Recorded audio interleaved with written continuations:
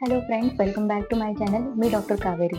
आज तुमच्यासाठी घेऊन आलेली आहे गरोदर महिलेची काळजी उन्हाळ्यामध्ये कशी घ्यावी. सगळ्यात महत्त्वाचं, खूप जास्त पाणी प्यायचं आहे. खूप जास्त म्हणजे तरी किती? मॅक्सिमम 3 लिटर दिवसातून पाणी प्यायलाच हवं.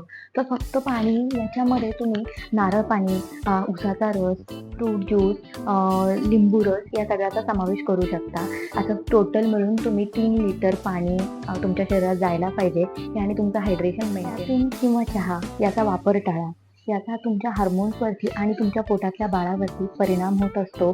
याने तात्पुरती जरी तरतरी आली तरी नंतर स्ट्रेस हार्मोन्स हे वाढवत असतात. त्याच्यामुळे कॉफी आणि चहा हे टाळा.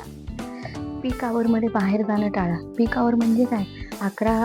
सकाळचे 11 वाजले तर संध्याकाळचे 4 वाजेपर्यंत बाहेर जाण्याचं टाळा. याच्यामध्ये उन्हाची तीव्रता खूप जास्त असते आणि सनस्ट्रोक बसण्याचे चान्सेस असतात. म्हणून सकाळी 11 ते संध्याकाळी 4 घराच्या बाहेर जाऊ नका. तुमच्या शरीराला पुरेसा आराम द्या. दुपारची झोप ही गरजेची आहे आणि रात्रीची झोपही गरजेची आहे. त्याच्यामुळे प्रॉपर रेस्ट करा.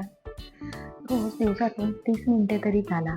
उन्हाळ्यामध्ये लूज कपडे घाला आणि अशाच नवनवीन व्हिडिओसाठी माझ्या चॅनलला सबस्क्राईब करा. थँक्यू.